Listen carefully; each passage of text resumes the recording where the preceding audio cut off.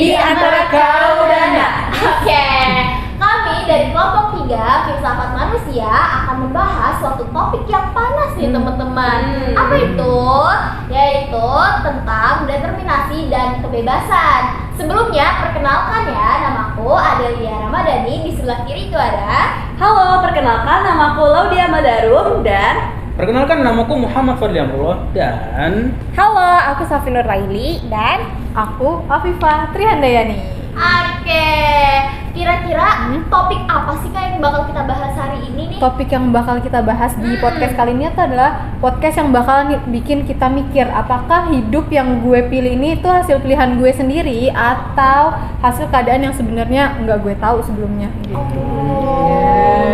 Agak berat ya. Iya benar berat tapi kayak menarik sih untuk Menarik kan? benar. apalagi di Indonesia ini ya, dimana hidup tuh sering merasa kayak game level hardcore gitu. Jujur. Cuma modal niat doang nih, bakalan cukup tahan. Iya bener banget. Bener banget, dan ini uniknya lagi, kita tuh nggak akan ngebahas dari sisi filsafatnya aja, tapi kita juga akan ngebahas dari sisi psikologi modern dan juga isu sosial yang ada di Indonesia. Wah, menarik banget ya sih. Betul. Jadi nggak cuma dari satu sudut pandang doang ya kita Iya, bahas hari ini. benar. Oke. So, let's start perjalanan podcast kita. Meluncur.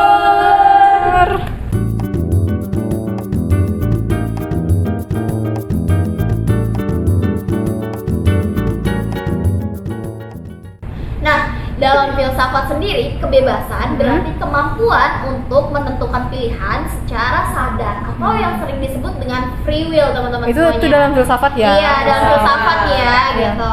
Kalau aku sendiri yang mau jelasin nih, kalau secara psikologi itu berkaitan dengan yang namanya sense of agency itu di mana perasaan kalau gue ini loh yang ngambil keputusan dari kehidupan gue gitu. Ini mirip ketika teman-teman bilang kalau misalnya ya ini gue milih karena ya gue mau gitu. Oke. Tapi nih, masalahnya Apa tuh? sering banget tahu pilihan kita tuh bukan murni pilihan kita.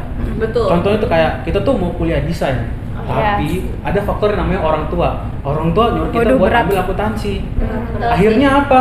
Ya udah, kita harus ikutin kata orang tua. Benar banget. Bener banget, dan ini tuh menunjukkan bahwa kebebasan manusia itu tidak pernah murni atau steril dari yang namanya pengaruh sosial, kemudian budaya dan juga ekonomi. Banyak ya ternyata. Banyak banget. Benar. Jadi mungkin bisa disimpulkan kalau misalnya kebebasan itu ada ya, Sebenarnya tapi ada. selalu dikurung dalam konteks. Nah, Betul. konteksnya itu yang sering membatasi ruang gerak kita. Jadi kita susah buat kemana-mana gitu Iya kan. sih, makanya kayak kita tetap punya kebebasan tapi ada yang nahan nih gitu. Iya. Bener sih gitu. Sama-sama. Iya benar. Nah, kalau misalnya itu semua kan tadi udah dijabarin ya teman-teman semuanya. Nah, sekarang kita kayak masuk nih ke konsep tentang determinismenya itu sendiri gitu. Nah, apa sih determinisme itu sendiri? Jadi, determinisme itu sendiri adalah sebuah pandangan kalau tindakan manusia itu ditentuin dari faktor-faktor yang sebenarnya tuh nggak bisa kita kontrol dalam diri kita sendiri. Contohnya nih, kita bahas deh jenis-jenisnya kan itu ada banyak ya. Iya, Yang pertama ada determinisme biologis, itu tuh dimana faktor bawaan dari kita kecil kayak kecerdasan, hormon, dan juga kondisi tubuh. Ada orang yang dia tuh dari kecil mungkin kognitifnya udah sejalan itu ya, jadi dia gampang untuk nangkep suatu pelajaran, ada juga yang enggak kayak gitu. Nah, hal tersebut tuh kayak bukan nasib buruk atau baik, tapi titik awal yang berbeda. Terus selanjutnya aja ya kali ya. Yang kedua itu ada determinisme lingkungan. Oke. Apa tuh? Oke, nah determinisme lingkungan ini tuh kalau misalkan kita lihat yang paling relate di kehidupan kita tuh contohnya kayak misalnya akses pendidikan antara desa sama kota itu beda jauh banget. Ya, Terus kelas sosial itu menentukan arah peluang karir kita. Nah, terus ada lagi anak kaya itu yang orang-orang kaya biasanya anak-anaknya tuh mengikuti kelas bilingual. Tapi sedangkan yang anak-anaknya Kurang orang mampu. susah, orang miskin seperti itu harus bantu keluarganya sedari kecil. Relate banget di kehidupan kita di Indonesia Bener apalagi ya. banget. Lagi sangat kelihatan. Sering ketemu kan ya. Iya, banyak banget. pertimbangan banyak banget. kayak gitu. Betul. Jadi kayak kalau ada yang bilang sukses itu bukan cuma soal kerja keras, Oh, oke. Ya. tapi yang kelas bawah coba bisa jawab kerja kerasnya siapa dulu. Nah, Bener, kerja keras siapa dulu? Yes. Iya sih, benar. Oke, yang ketiga itu ada determinisme budaya. Oke. Nah, yang seperti kita tahu di Indonesia ini tuh norma-norma keluarga tuh masih sangat kental banget, masih sangat kuat banget. Iya. Kayak contohnya, cewek jangan keluar kota jauh-jauh atau Nggak boleh jangan ngerantau. milih universitas yang jauh gitu, harus yang dekat aja dari rumahnya. Atau nih cowok harus yang mapan, harus yang ini, harus yang itu, banyak banget tuntutannya. Terus juga kayak jangan ambil jurusan yang aneh-aneh, padahal kenyataannya semua jurusan itu tuh sama aja ya, sesuai tergantung sama diri kita sendiri. diri kita sendiri, benar. Bisa atau enggaknya kan nanti kita yang ngejalanin. Benar. Betul Oke. banget. Nah, jadi tuh pilihan hidup seseorang tuh sering sudah seperti kayak dipesankan oleh seseorang sebelum dia sadar bahwa apa itu passion. Oh, gitu. Oke, selanjutnya ada apa lagi sih? Selanjutnya itu ada determinisme agama. Hmm. Apa sih determinisme agama? Jadi determinisme agama tuh mencakup kayak nilai moral dan aturan agama yang membentuk keputusan manusia itu sendiri. Kayak dimulai dari karir, gaya hidup, pasangan hidup. Nah, itu tuh bukan hal buruk, tapi kayak untuk membentuk batasan-batasan gitu sesuai dengan yang ditentukan dari agamanya gitu loh. Benar. Banyak ya ternyata kayak contoh-contoh determinismenya itu Jenis-jenisnya. ya kan, dari Banyak. biologis, lingkungan, agama dan lain-lainnya. Tapi kalau digabungin semuanya teman-teman, kita tuh bikin sadar gitu kalau misalkan free will itu tuh nggak pernah murni gitu ya kan, karena pasti ada kekuatan besar di luar diri yang justru membentuk kita kayak yang tadi ya. Faktor Iya, eksternal. benar. Selain diri kita sendiri pasti ada faktor-faktor eksternal yang mempengaruhi diri kita gitu. Selanjutnya. Oke, kalau sebelumnya kita sudah membahas tentang di sisi determinisme itu filsafatnya ya. Sekarang kita bahas dari sisi psikologisnya nih. Oke. Apa sih kata psikologisnya gitu? Nah, ada nih aku pernah nemu dari tokoh psikologi namanya tuh Bandura ya. Oke. Dia bilang kalau determinisme resiprokal gitu ya. Maaf ya, agak salah. Agak susah gitu. Nah, dia bilang kalau perilaku itu bakal ngebentuk dari lingkungan dan juga ini tuh bisa kayak berkebalikan gitu loh. Dari lingkungan orang tuh akan terbentuk perilakunya dia seperti itu. Nah, lalu dari lingkungan itu bakal ngebentuk sifat seseorang itu gitu. Nah, jadi 3 faktor ini tuh sebenarnya mereka saling berkesinambungan satu sama lain. Nah, juga kita tuh sebenarnya di sini tuh bukan sebagai korban pasif, tapi juga bukan pengendali penuh. Jadi kayak agak susah sih sebenarnya. Iya, seperti dikendalikan Iya, ya. benar. Kayak saling mempengaruhi juga kan. Dan juga kita nggak bisa menghindari kan. Iya, Betul. nggak bisa. Benar banget. Berarti kita tuh tetap punya ruang gerak meski kecil. Betul. Kita bisa memilih sikap, reaksi, dan juga strategi. Betul. Setuju sih. Setuju. Iya. Terus selanjutnya itu ada humanisme dari Maslow dan Rogers. Oke, apa Nah. tuh kalau kata mereka tuh apa? Kata mereka tuh kayak humanisme tuh percaya manusia tuh punya potensi untuk bertumbuh. Tapi potensi itu tuh berkembang kalau misalnya kebutuhan dasarnya tuh udah aman, kayak udah terpenuhi lah kebutuhan yang dari bawahnya itu. Iya. Terus jadi kalau misalnya orang sedang berjuang untuk bertahan hidup itu kayak wajar kalau misalnya passionnya itu harus ditunda dulu gitu. Jadi harus kebutuhan dari dasar dulu dia harus terpenuhi, Iya, baru bisa lanjut ke next next step. selanjutnya. Iya, Ya, betul bertahap banget. gitu. Dan memang di psikologi ini tuh tidak pernah menyalahkan manusia. Iya. Justru ia melihat manusia dari sisi konteksnya itu seperti apa. Kayak istilahnya kayak ngerangkul kita gitu. Iya, benar. Kayak nggak jadi kayak kamu sih gitu Iya, ya. iya, Kayak malah dijudge Iya, benar. Ayo sih Ini gitu. mulai kayak ayo kasih kepercayaan ke diri kita kalau misalkan kamu tuh bisa loh gitu. Ngeyakinin gak sih? Iya benar. Iya. Oke. Nah, sekarang nih kita masuk ke hal-hal yang panas gitu. Apa tuh? Apa tuh? Panas banget. Padahal di sini dingin ya.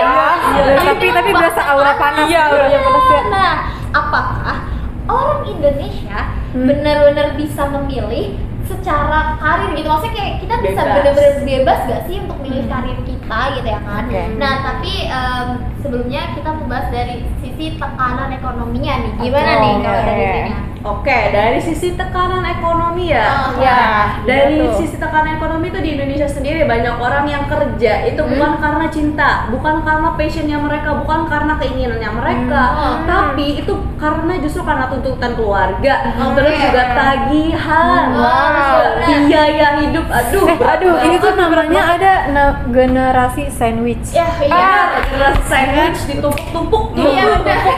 Yang Jadi kayak dia susah keluar nih dari keinginan dia sendiri gitu kan. Susah. Iya. Betul banget.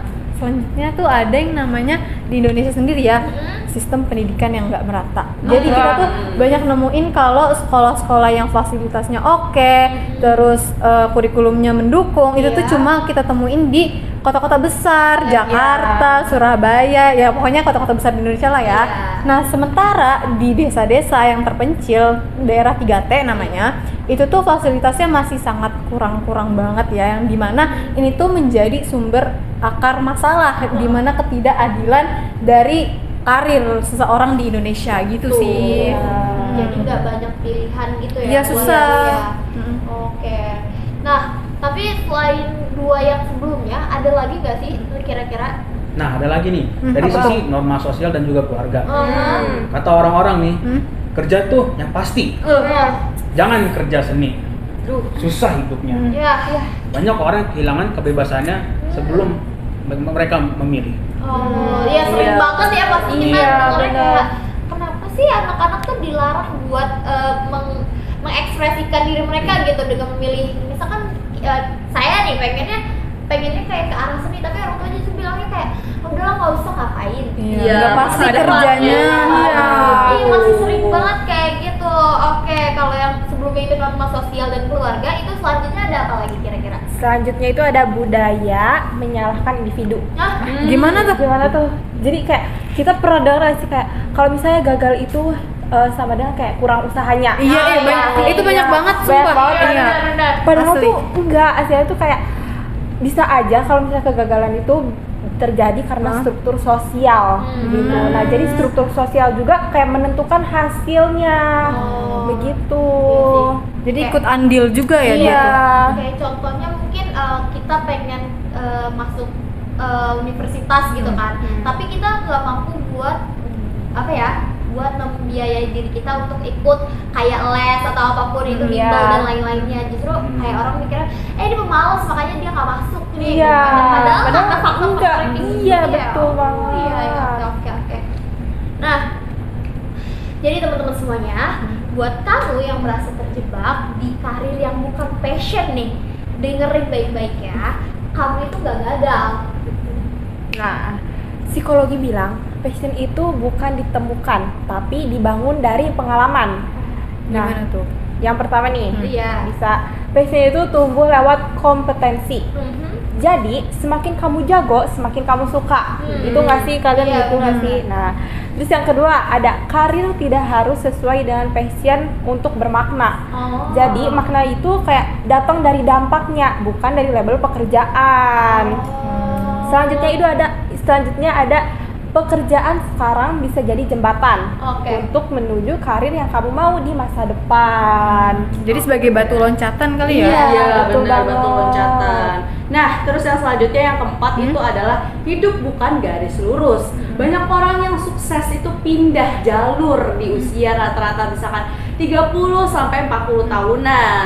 Terus juga yang terakhir ini kamu itu berhak untuk mereroute hidupmu. Jadi kamu itu nggak harus secara langsung, pelan-pelan aja. Semua itu butuh proses.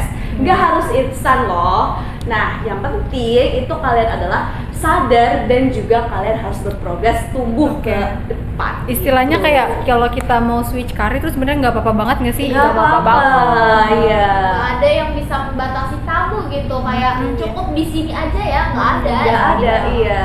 Progres yang penting. Betul. Intinya tuh bukan passion yang ditunggu, tapi skill, Hmm. pengalaman, dan juga kejelasan diri kita. Oke. Passion bakal datang yang menyusul. Betul banget. Jadi kayak kita bisa simpulin nih, manusia itu nggak sepenuhnya bebas, Iya. tapi juga nggak sepenuhnya ditentukan. Karena gitu kan. faktor-faktor yang tadi udah Iya, kita faktor-faktor jelasin nggak sih? Iya, Betul benar. sekali. Nah kita tuh sebenarnya punya loh ruang pilihan ya walaupun kecil ya, Iya. tapi kita tuh bisa isi sama tindakan-tindakan yang secara sadar tuh bikin membuat kita tuh jadi kayak lebih bermakna kayak benar. gitu. Iya sih. Lingkungan memang mempengaruhi, tapi bukan segalanya. Setuju banget. Bener-bener banget. Ingat, Hmm. kebebasan nyata adalah ketika kita tahu batasan dan bergerak bijak di dalamnya. Keren. Oke, nah teman-teman, di filsafat bilang kalau misalnya manusia itu punya kehendak.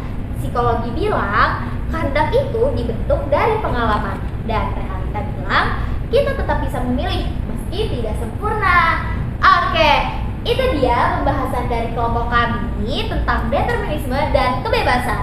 Nah kita tuh udah ngeliat kan dari tadi secara filsafat, Iya, benar. psikologi dan Ah. juga isu-isu di Indonesia tuh sebenarnya mereka saling beririsan satu sama lain Iya, kayak gitu. Betul. Terus kayak kita juga bisa ngelihat kayak gimana manusia selalu punya ruang kecil Yes. untuk Iya. menentukan dirinya. Bener. Gunakan ruang itu, walaupun sekecil apapun, tetap gunakan ya.